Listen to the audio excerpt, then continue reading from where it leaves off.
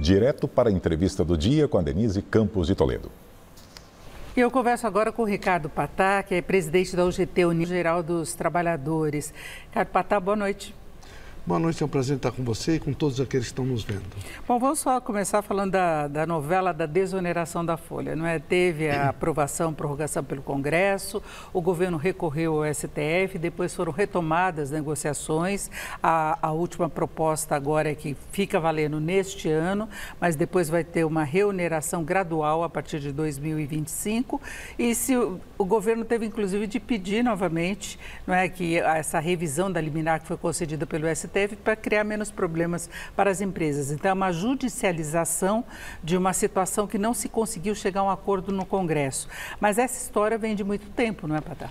Desde 2011, e nós, em todas as oportunidades, nós valorizamos muito essa questão da desoneração. E até achamos que todos os setores deveriam ser desonerados. É lógico que tem que ter alternativas para que as políticas públicas tenham recursos de alguma forma, principalmente a Previdência, não há dúvida nenhuma.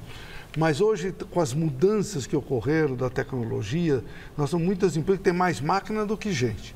E justamente essas empresas que têm muita gente é que estão buscando as alternativas, que é o caso em cima do faturamento e não em cima da folha, para que eles possam manter a sua empresa em pé. E é nesse conceito que, desde aquela de 2011, nós temos apoiado e ultimamente da mesma forma, só que foi uma novela, como você mesmo disse, né? Porque aprova no Congresso, o Lula veta, derruba o veto e, ultimamente, no último capítulo da novela, vão até o Supremo, que, a meu ver, foi um equívoco, porque para que judicializar uma questão que poderia, com certeza absoluta, ter sido conversado antes, dialogado e buscado alternativas efetivas para o caixa do governo, logicamente, mas principalmente para que as empresas pudessem ter seguranças para manter o seu quadro. E na nossa compreensão, o que vale mais, na realidade, é exclusivamente o emprego, a qualificação. E tem uma questão que é importante para as pessoas saberem por que nós valorizamos tanto. Porque justamente nesses 17 setores são aqueles que empregam o jovem. Tem muito jovem nesses setores. E o jovem, no primeiro emprego, tem uma dificuldade enorme para conseguir ter a sua oportunidade. E justamente nesse setor é o que mais jovem tem. E é por esse motivo que nós, as centrais sindicais, em especial o GT, temos trabalhado muito no sentido dessa valorização. Agora, por último capítulo dessa novela, espero que seja o último, porque tinha uma data limite, né, para se resolver, senão as empresas iam ter que pagar a Previdência sem estar no orçamento. A nossa preocupação era que muitas dessas empresas iam mandar muita gente embora, mas o governo então fez um acordo e esse acordo está bem razoável. Esse ano então tem a tranquilidade, né, continua do jeito que está, era até 2027 e o governo agora inventou de onerar aos poucos, não é? E eu espero que durante essa oneração, que já foi aceita aí pela área empresarial, que se tenha um equilíbrio de se resolver definitivamente essa questão. Acho que o mais importante, não conseguimos ainda, era resolver isso numa reforma tributária, que seria mais ampla do que foi. E aí todos ficariam tranquilos, e principalmente os trabalhadores. Os encargos trabalhistas de uma forma geral, porque contratar no Brasil é muito caro, demitir também é muito caro. Agora, uma das argumentações do governo é que as contratações respondem muito aos ciclos econômicos. E então, quando aumenta a atividade, mesmo que haja esse custo para as empresas, elas têm de contratar para funcionar, para poder crescer, não é? E ter uma maior produtividade. Você discorda dessa argumentação? Não, pode até ter as suas razões, mas o que é importante é porque a maior parte das empresas, elas já fazem o seu orçamento com muita antecedência. E nesse caso específico, demorou muito para se resolver e foi resolvido dessa forma. E as empresas, então, ficam inseguras. Se elas ficam inseguras, elas não contratam. Podiam contratar até mais gente ainda, né? Então, o que é importante é ter as regras claras. Essa desoneração, então, 2024 está tudo ok, 2025 vai ter uma oneração e pode ser adequada ao setor, não é? Por causa da sazonalidade e que as contratações de alguns setores são diferentes, são específicos realmente, são pontuais e que isso seja estudado de forma muito rápida, porque o que nós não podemos é criar essa insegurança para a empresa e principalmente o temor dos trabalhadores em perder o emprego. Por mais que hoje nós estamos com um índice de desemprego menor dos últimos anos, né? Quando começou a prática da desoneração, o desemprego era elevadíssimo, né? E agora diminuiu, mas mesmo assim é importante que as regras estejam bem claras. Agora vamos falar um pouco do sindicalismo, né? A gente viu, inclusive, o presidente Lula, que foi um sindicalista, reclamando da mobilização pequena que houve em 1º de maio. E foi uma mobilização organizada pela maior parte das centrais sindicais.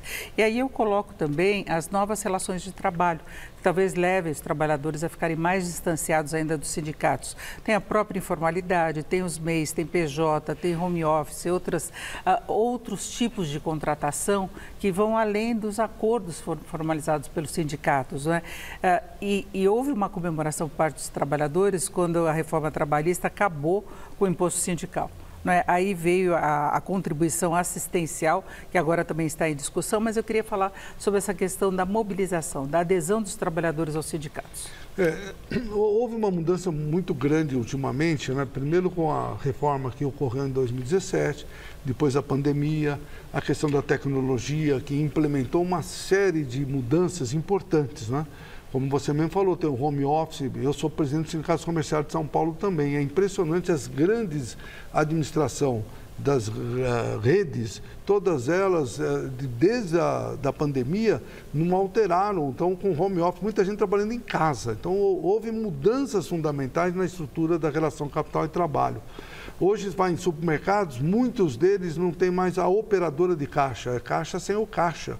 Os aplicativos. Nossa, é impressionante. Isso é uma questão nova no nosso país e com a pandemia foi potencializado. Nós tínhamos 200 mil motoboys na cidade de São Paulo, tem mais de 600 mil, ou a questão do Uber, entre outros. Então, nós precisamos realmente repensar o adorável mundo novo do Aldous Huxley, que escreveu há muito tempo, com relação ao tema da relação capital e trabalho. O sindicalismo precisa acompanhar, precisa se adequar. O sindicalismo, como muitas das estruturas, está envelhecido. Nós precisamos trazer os jovens para dentro da estrutura sindical, porque a estrutura sindical continua sendo relevante. Em todos os países democráticos importantes do mundo, um dos pilares sociais mais fundamentais é o sindicalismo. E, ultimamente, nos dois governos anteriores, o Michel Temer e o Bolsonaro, na realidade, tinha uma outra compreensão. O Bolsonaro, inclusive, queria exterminar o movimento sindical. E é fundamental que a gente tenha a valorização do movimento sindical e que o sindicato se adeque.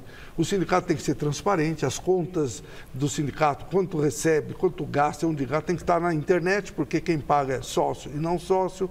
As eleições têm que ser democráticas e tem que ter eleições no máximo de 4 em 4 anos, porque tem sindicato que tem até a cada 10 anos. Isso nós precisamos fazer essas mudança para nós e para a sociedade, porque o sindicato é importante e é fundamental.